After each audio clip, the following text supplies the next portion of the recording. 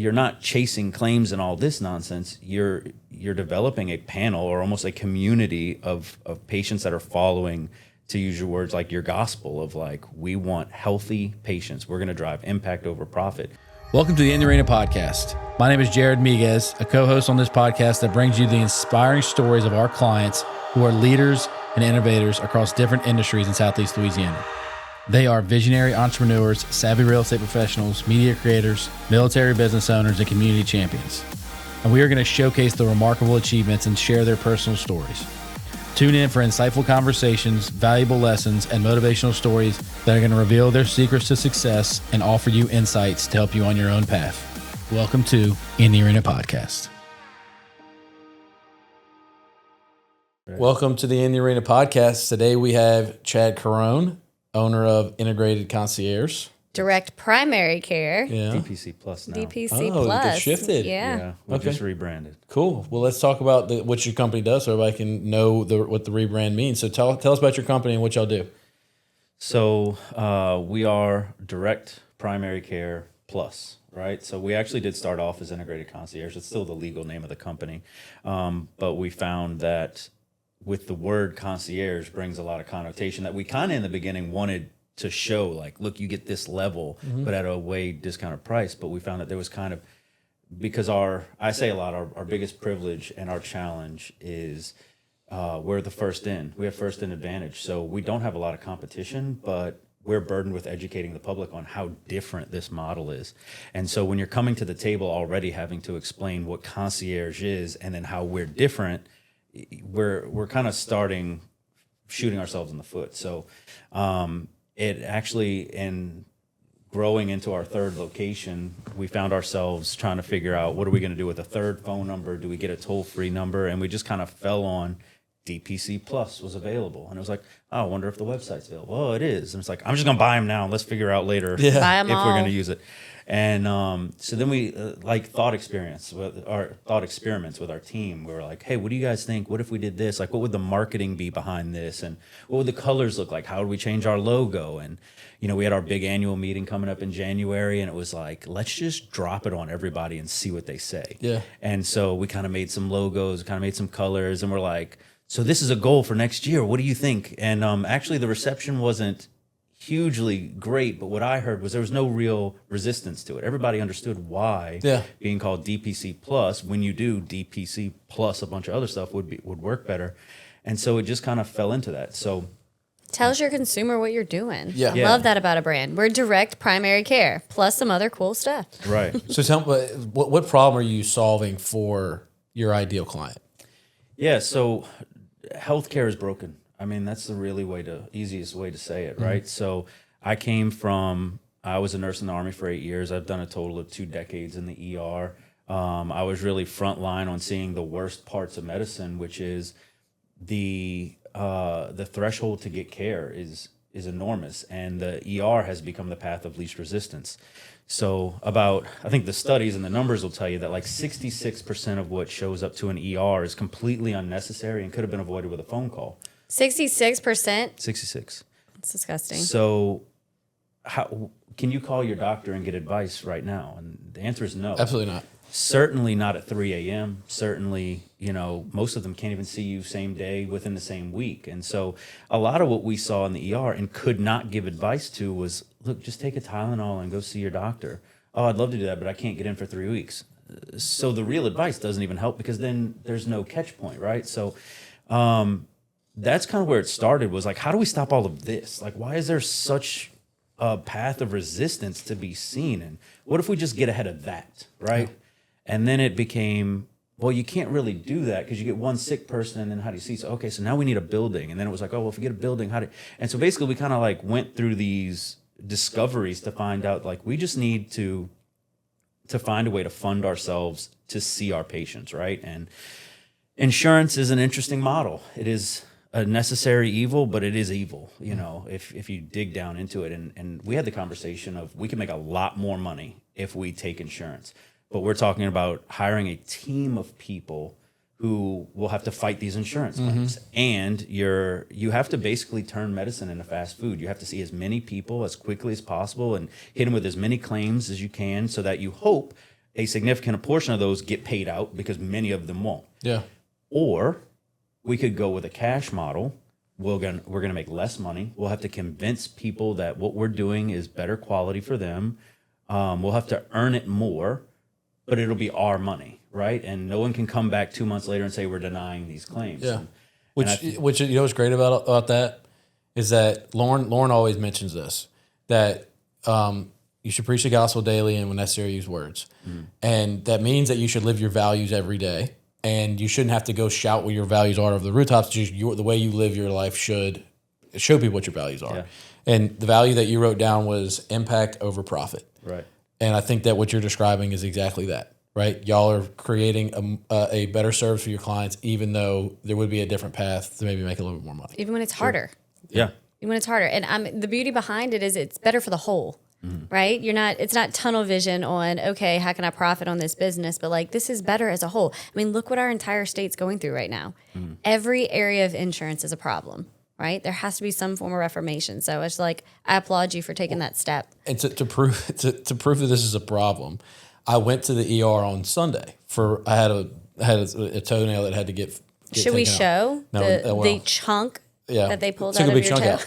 But I was gonna go to the I don't have a PCP. I don't ever go to the doctor, which is probably a problem in and of itself. But I was gonna go to urgent care, but I decided just to go to the new ER hospital on 59. And one of the forms had to Which is a great facility. no, they did a great job. I mean, out of there an hour and a half. It was pricey, but they did a great job.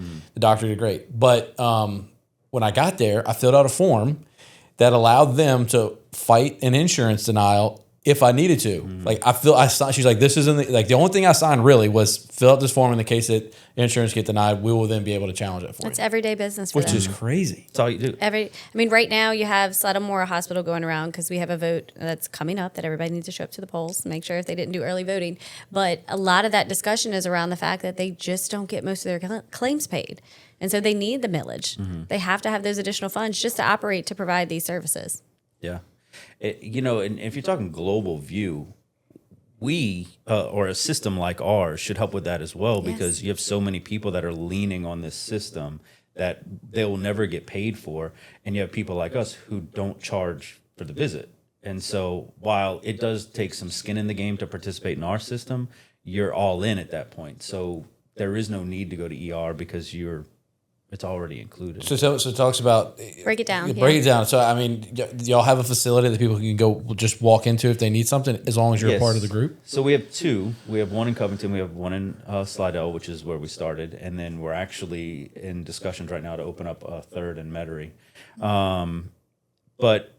So this is how I see it, right? You gotta own the healthcare industry for what it is. And it is a monster, and a lot of their problems you can't fix because it's how business gets done. Doctors are incredibly expensive.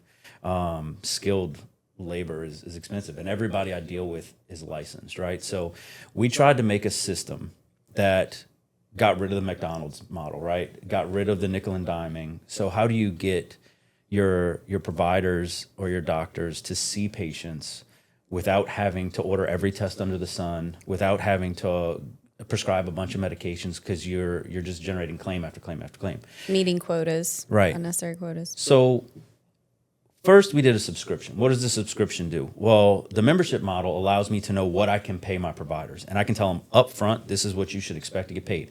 Now, whether 800 people walk in through that door or 2 people walk in that door, you're going to be here and you're going to take excellent care of them.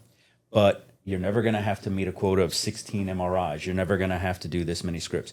You can sit down with your patients, have an hour-long appointment, and do what they need to meet their goals. So that means that the hospital, aka DPCplus, is not telling them how they have to treat their patients. They can have that conversation and decide what plan is best for them. And if they want them to have a medication, they can have it. If they want them to do a test, they can do it. We've stripped all the profit out of that side by doing the subscription. So if I do a flu swab for $5, it's $5. If I give a steroid shot, it's $11. If I need to draw blood work, it starts at $7. There's no profit in it. There's no like trying to nickel and dime them with claims because they're members now. We've paid our bills with the subscription. We know what salaries are covered. So if you need blood work, do it. Do the blood work. But don't sit here and think like, oh, well, if we squeeze this in, we can get another $11 here. We can do $100. There's none of that. So if the patient commits to us that subscription, we commit everything else. If we have to sew your arm out, if we have to pull a toenail out, if we've got an epistaxis where the nose is bleeding, you can't stop it. We do all that for free. There's no extra charges for procedures because the commitment of that membership has covered those expenses. Now, if I had to do 20 sets of sutures in a week, I'd be hurting. Yeah. There's not enough profit to do that. But the hope is like, you don't do sutures every day. Yeah, sure. So we eat some of the more expensive procedures to not charge for anything, right? And that's the difference. And so, like, what's the process of somebody needing to come in and get something to get something done? Are they reaching out and calling and scheduling? Is it an online portal? Because, like, for me, when I'm trying to schedule as a business owner, I want to know, like, I don't have to go through a whole process. I want to know when I can come in. What is it? How does that work? Yeah, so that's what we do really well. Our providers are capped at 800 patients, right? So there's never this problem of being seen. Most people can be seen the same day or next day, depending on when they call us. But we have an app, and we use basically 3 systems that all communicate to each other. So our app is called Spruce. You can send a text message now, 3 a.m., whenever. You can actually schedule one.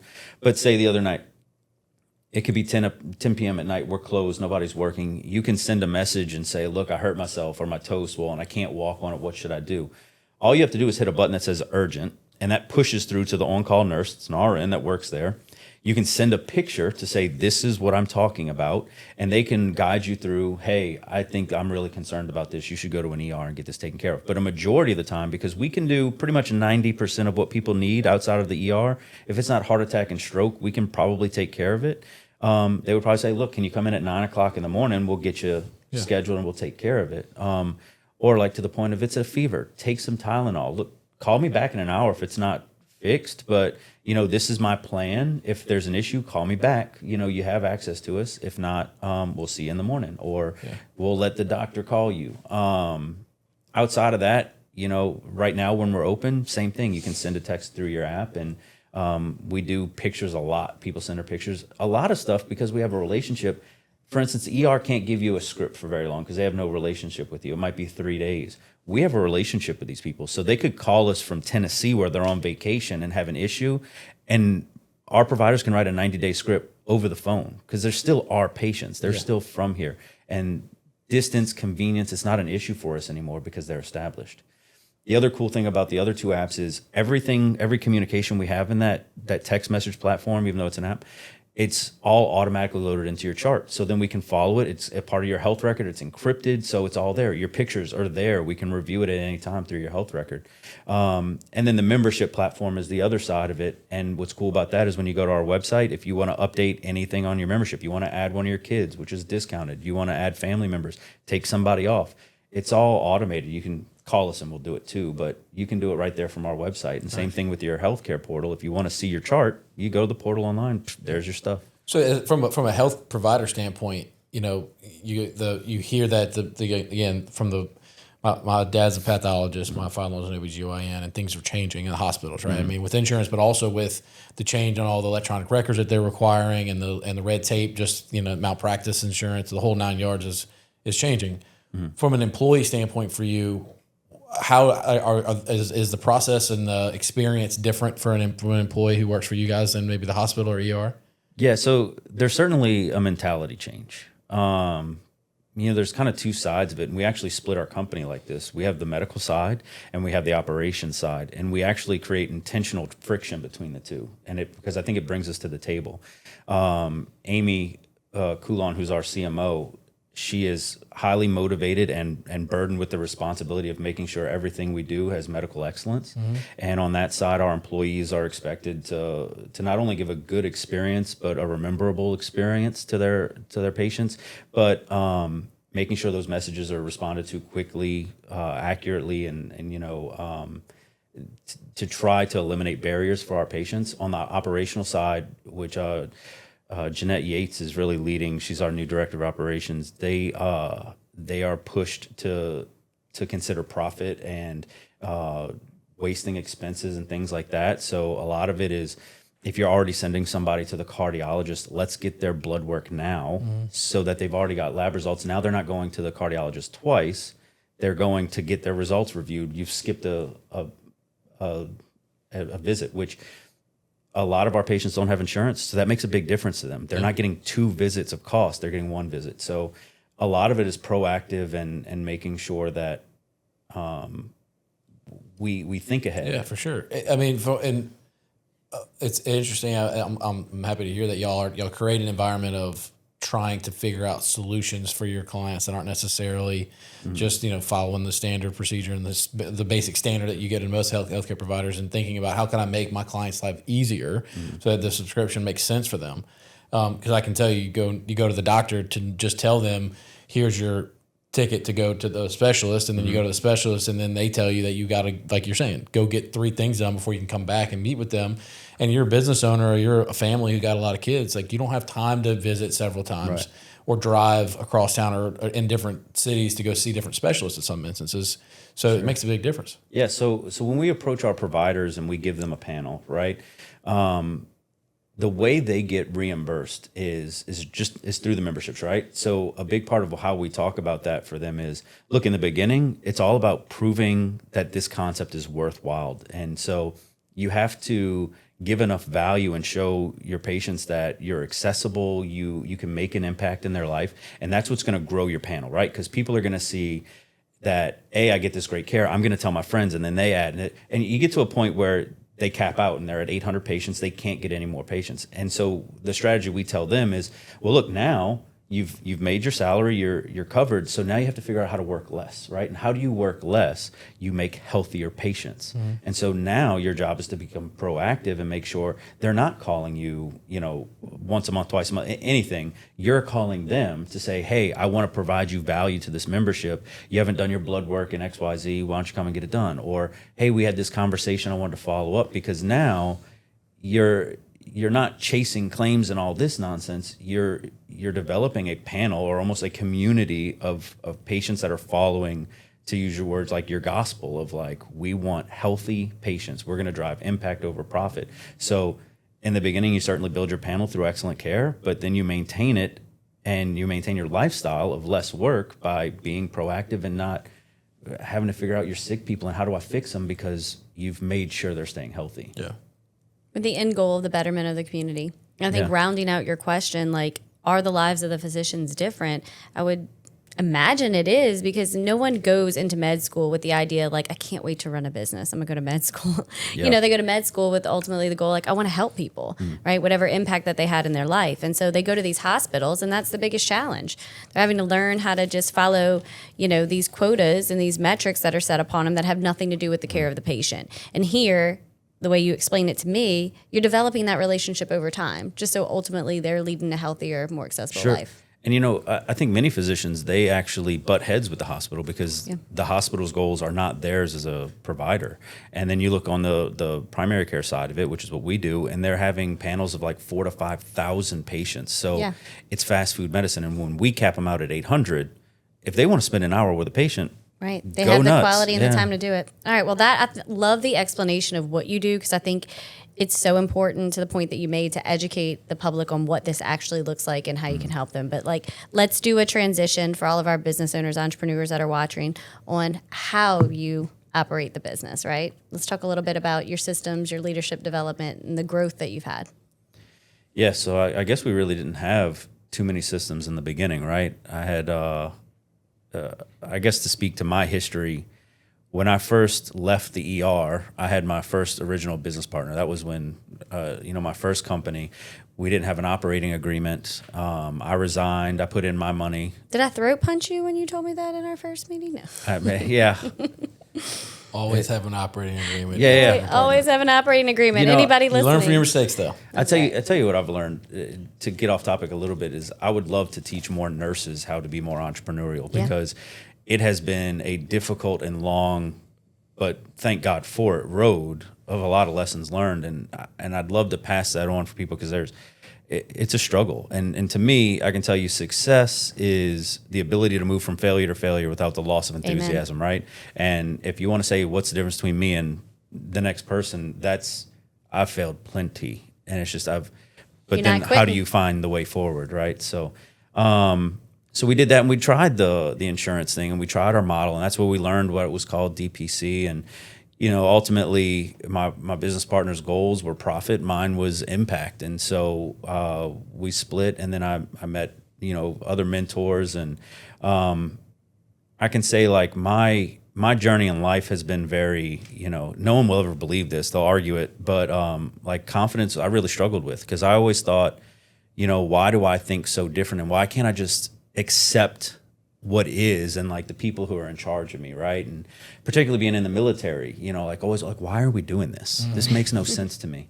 But then so after closing or stepping away from the first company and talking to one of my mentors who made a statement that like really stuck with me, and he was like, you see the playing field differently. And he didn't want to give me advice because he's like, you think so differently that I don't want to get in the way of your thinking. And I think that was the first time in 30 plus years that I realized that like, I'm not the problem because I'm thinking differently. Like, this is what's going to help us move to the next level. So actually, when I approached my two current business partners, we had the conversation, and I was like, look, you're going to have to be comfortable with me leading this ship.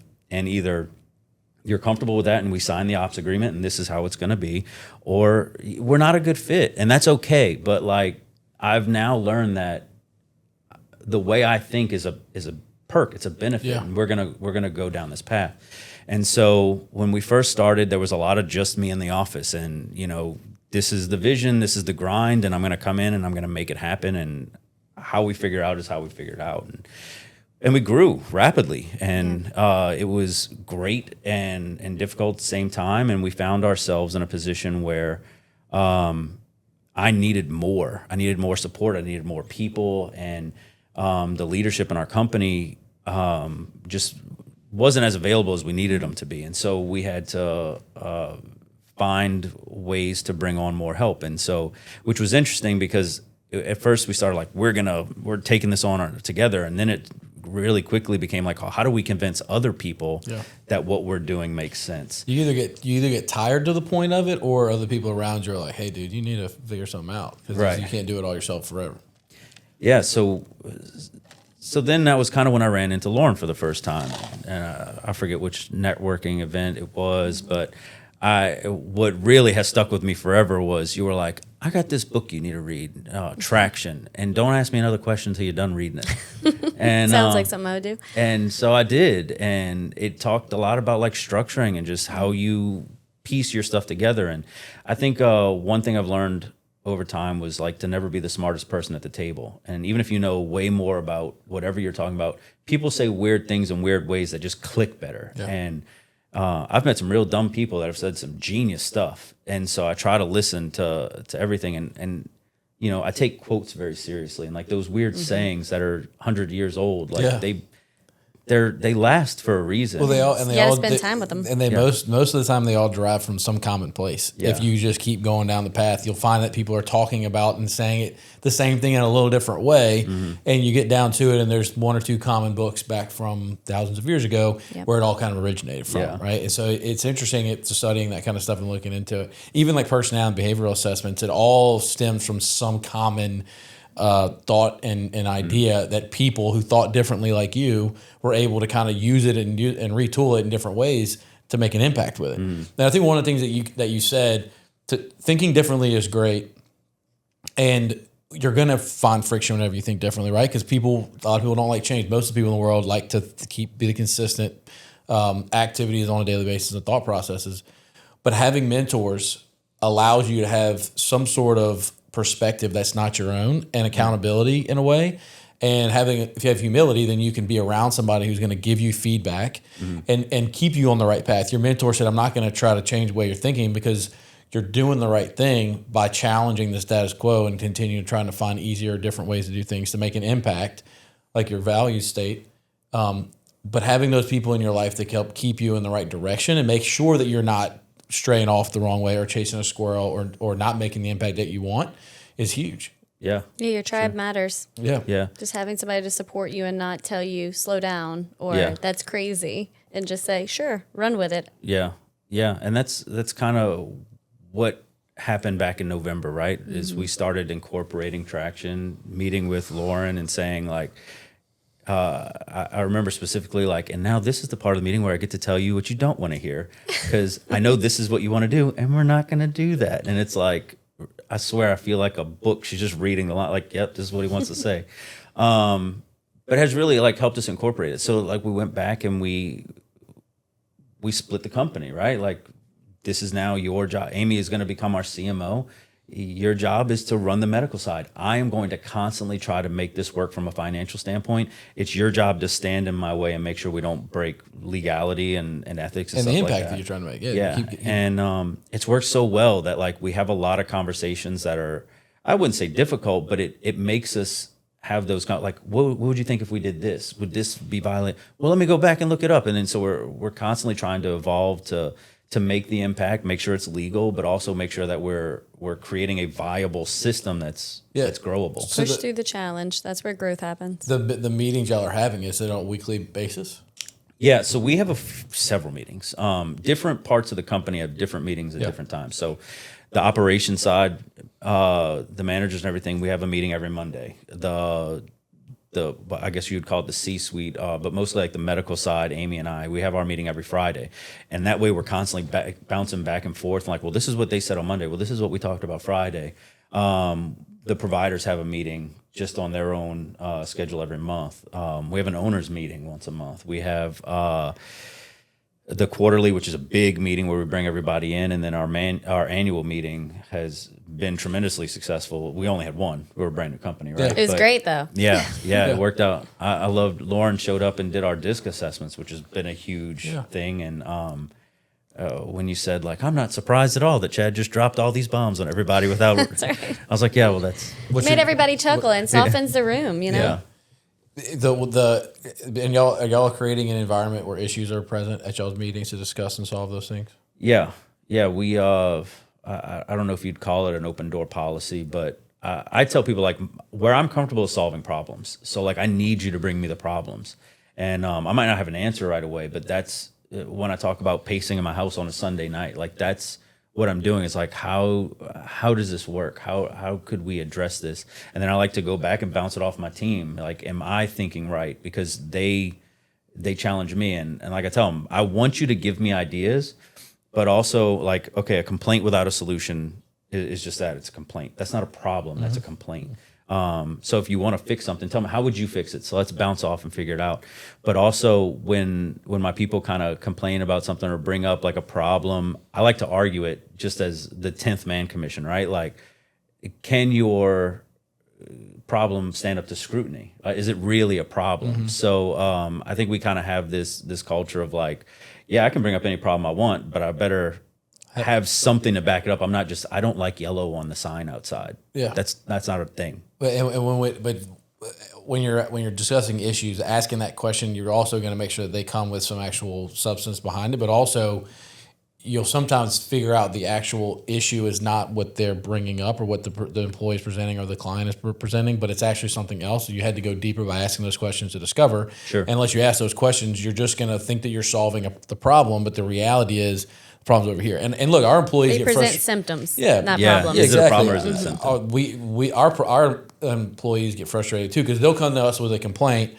I'll ask 5 questions and realize, well, yeah, it may seem like these people are being unreasonable, or this one part and instance may not make a lot of sense. But if you connect all the dots back to the beginning, it does make sense because maybe we didn't do this first step that would have solved all these other problems. Right. And and John always says this, our partner, he says, finding solutions to problems is not where the magic happens. When you can put things in place to prevent problems from happening in the first place, that's whenever you've really figured it out. That's whenever you've gotten to the root of it and you're able to create an environment where you're avoiding problems before they happen as opposed to always having to react to problems. Focus on what's in your control. Yeah. Back to extreme ownership. That second Yeah. book. Yeah. You say that, and it's our team. I've been lucky. A lot of us are. Just meeting the right people and putting the right people in the seats, but watching some of our people kind of thrive and just the conversations evolved as we've been more intentional. And I mean, just yesterday we had a big event and there were comments made, and just listening to like Jeanette saying, but really, I mean, it's my fault. I should have noticed it. I should have said this. I should have said that. And it's like, I think we had a conversation a while back where I got that first phone call to say like, hey, I've already talked to Amy about this. This is what we're doing about it. Right. And hung up the phone. I was like, did my people just tell me that they had a problem and they fixed it? And that was it. Like, I'm Such done a now. win. Yeah. I Right. was like, oh man. And it has been, It's amazing. before we started this, just to tell you, like, we really were struggling last year with like plateauing. We were stagnating, couldn't figure it out. And instead of trying to seek out more customers and more sales and more marketing, we doubled down on culture and structure and how do we do it. And yeah, it took a couple of months. It probably took 60 to 90 days to start seeing it. But man, we talk about it all the time. If you just look back 6 months, we haven't really grown in revenue immensely. We have grown, but like the change that's happened in 6 months is culture. It's structure. Like, look at us as a company. The quality of life. We You can- are a company now, Yeah. as opposed to a bunch of people running in circles. Yeah. And look, it's like as a leader, it's like watching paint dry sometimes because you want so bad for it to work out. You want to solve the problem, especially if you're what I think you are, some sort Y'all of are the same high D. personality, Yeah. yes. Yeah, you want to fix the problems, and it bothers you that it's not right now. But it is like time is a crazy thing. It just goes by so quickly. Yeah. But at the same time, it feels like it's going so slow, and you got to trust the process, which is hard sometimes. And it's once you see that it works, it's very rewarding on the back end to like say, okay, this business is growing and operating without me necessarily, which can be a humbling experience too. But it's great whenever you get to that point where you can look back and say, this is how it was supposed to work, and then you can focus on your highest and best tasks. Yeah. Well, I think our personality too, all three of us, like we're always what's next, right? We're never going to fully attain something. So it's healthy to stop in those quarterly reviews, in your annual reviews, and see what accomplishments have been made. Because we're never going to stop being busy. We're going to find a way to fill our time, to find another area that needs improvement, another way to add value. And so just sitting there sometimes living in the success of what's been created and what's been done, it's healthy because that's what keeps you going. Because it's a hard process. Yeah. It is, but at the end of the day, it's the creativity and the ability to actually create it and solve the problems. That, like, you can't on day one. It's gonna be different, and as you grow, you can't the same habits that you had when you started are not gonna be the ones that are gonna get you where you're going. So you have to constantly be changing and fixing things and working on things. And if you don't have those things that come up, if you don't fail often, you don't have the ability to grow. And so it's a what is that dichotomy? Did I get that right? Okay. Look at you. Big words. It's interesting and it's fun and it's painful and it's like I was thinking about this yesterday. It really is truly feeling like you're trying to raise a kid, you know, and teaching it and to work and do its own thing without you having to be the one that's holding its hand. It is. And, it's interesting. My dad's a cop. And he was the one who always said it, like, a business is your baby. And we've had that argument a lot just with our staff in the beginning. And, like, this is a baby. Like, we've got to feed it. We've got to teach it how to walk. And, and as we've grown just this year, it's like, okay, our baby now knows how to walk. It can't feed itself and work. Now. We've come significantly forward. But that don't mean like, all right, go to school, bye. Like, now we're encouraging it to learn different things. And it is so, and I don't have kids, right? But I have a dog, and I don't get people who are like, "Oh, I'm a dog mom," or that's my kids. No, that's easy. My dog loves me whether I left for a week or not. I'm always good, right? But a business is real good about giving you feedback of not doing Every the day, right thing, all day. And if you're absent, it struggles, it suffers. If you're present, it thrives, and that's actually not true because just being present isn't enough. I was going to say, you've what gotta kind be- of presence? Yeah, you've got to Truly be really present, intentional. humble, and intentional. That word is so key. So And, we actually started our company right after my son was born. So he's probably like 3 or 4 months older than my son. So like thinking about where our business is and how my son just got potty trained, like our business is right out of the potty training stage at this point, you know? He's like, why can't you be more like your brother? The diapers are gone. We ain't shit in the bed no more. So it's interesting. Well, we have a few minutes left, and I didn't know that you were in the military, and so I just want to thank you for your service for that, first of all. And some of the guests that we have on are former military that are business owners now. And We actually have a whole pillar for it. we have a whole we usually have a whole conversation about their military career and then how that kind of shaped them as a business person. And since we're not going to use the whole episode for this, I do want to ask you, how did your military career either prepare you or maybe not prepare you for what you're going through in business now? Yeah, it's interesting kind of when I talked earlier about asking why all the time, because I have a buddy with my battle. We went to combat medic school together and we still talk. It's a different kind of friend, and I used to tell him like, oh, I was a bad soldier. So he's like, you're not a great. And he's a first sergeant and he's like, you're a good soldier. You asked why. He's like, you never not did anything. You just always asked why. Yeah. And, but I'll say, I do think, not to get political or anything like that, but like, I think our country would be better served of like doing a mandatory 2-year service, because I came from, I grew up around one type of person my whole life, right? And I got dumped into a culture of many cultures and many people. And what the Army does really great is it gives you a common enemy. And then you start to realize like all these people from different walks of life, we're all the same, right? So it gets rid of all those prejudices and those beliefs that just aren't anything. So I think that was hugely beneficial because it just got me over nothing that was intentionally placed there, but I never had experience with. But also, like you talk about the military, the core values are leadership, right? Loyalty, duty, respect, selfless service, honor, integrity, personal courage. And I hung on to that in my life a lot. I really probably overzealously at some point, especially because civilians, as a generality, don't get it. They don't get why showing up early isn't just because I like being early.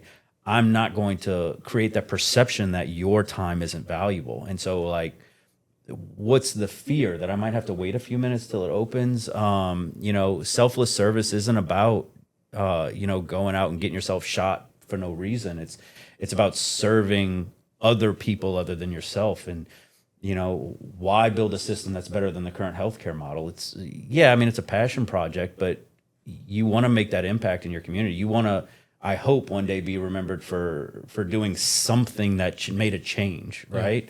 And then integrity. I tell people to a fault that I forget the ethos verbiage of it, but like, I would rather someone be honest with me and I know where they stand to make them feel good about something I said. And like, integrity is so important to me. It's like how I live my life. And it's a lot of those things. The personal courage, resigning from an emergency room and spending my boat money on a company and going all in and not taking a paycheck for 18 months for a company that ultimately collapsed because of a relationship and no operating agreement. But those lessons, I always say that He's got a boat again. Yes, it's I do okay. have. It's a wonderful fine. thing. Don't feel bad for him. He No, can fish again. I constantly say that is the best worst thing that's ever happened to me because I learned so many lessons, and thank God that company wasn't more successful because I'd be in that toxic relationship. I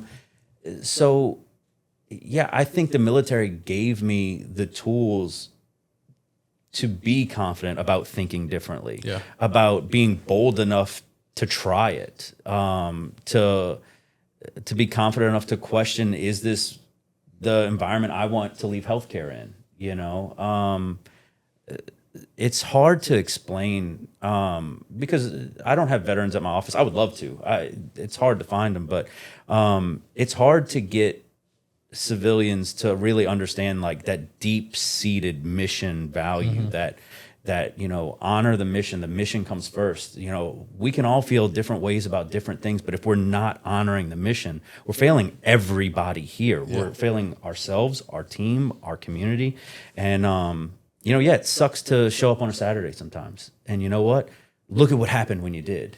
And so it's difficult because it's just easy to me. It's just who I am because of the military, I think. And I have some great people that get that, but I've even had our operations director has said, like, how do you motivate people? Because I'm so rigid on some things. And she talks about her son, Jeanette does.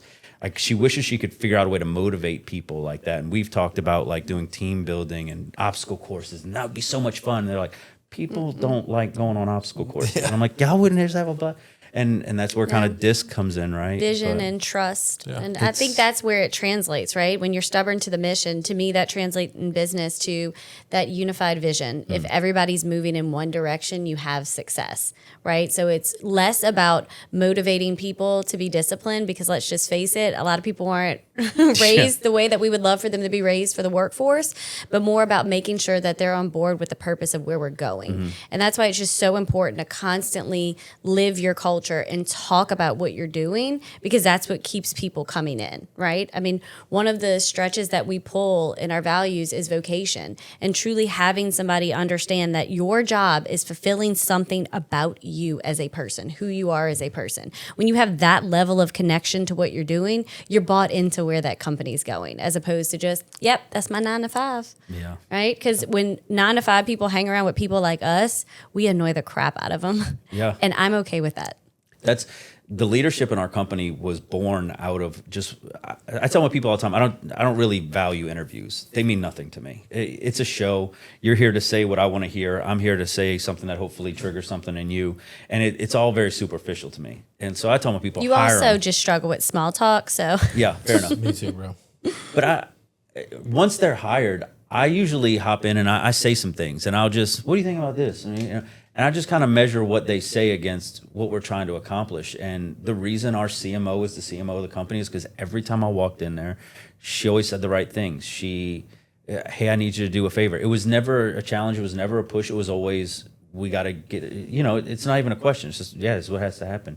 Our operations director is somebody who I'd go to the office on a Saturday to just like pressure wash or do something, and she's in the office. I'm like, what are you doing here? She'd be answering phone calls for patients at 8:30 at night, and I'm like, why are you working? Yeah. And they just bought get into the it. purpose. Yeah, and so they're rewarded, and it's so easy to, when you have like real time that's not scripted like an interview, to like see what a person's really made out of. Yeah. And that's kind of what we tried to build around. You said, I know y'all read EOS and y'all use a form of traction or some variation of it. They always said that your leadership team has to have some visionary characteristics in them. So because they got to be able to see what the actual visionary or the CEO or the founder sees in order for them to really be able to get it. Right. And it's good if everybody understands the vision of where you're trying to go, for sure. But those key people you put in place have to have that little bit of extra, that they get where you're trying to go and they want to put in that extra time and they're willing to dedicate and commit and sacrifice. Those two words are something that I've come to think about a lot more. It's commitment and sacrifice. Like if you're going to be in a leadership role, you have to really commit to the organization so that the leadership team knows that you're going to be there no matter what, or not maybe no matter what if you're not an owner, but like there's a commitment there. And then that commitment also has to come with sacrifice. You've got to be willing to sacrifice things, whether that's time on a Saturday or, time with vacation days. You might not get all of them, or whatever your sacrifice is. Right. You've got to be willing to do that. And if they're not bought into the vision, they're not going to be willing to sacrifice, they're not gonna right? commit and sacrifice. So you have to have that buy-in. And I think the other part of the challenge that has taken me years to develop, and I'm so happy because it's provided me with a more comfortable way of leading, is that commitment and sacrifice looks different for every person. And you show up when you're so committed and you're so dedicated and you live with that stubborn integrity. You want it to look the same for everybody, right? And you want to see that same level of commitment, and you're just going to make yourself miserable doing that. So having that further transition in leadership and entrepreneurship to understand how it presents itself, but being willing to have the hard conversations when you don't see it in someone, that's when you see the real change. I tell my people it's your vegetables. You got to eat your vegetables. When I knew Jeanette got it was because she was sitting at home brainstorming about what to do and how to grow. And I was like, that's when I was like, she gets it. And we had the conversation of, your job isn't what you do here.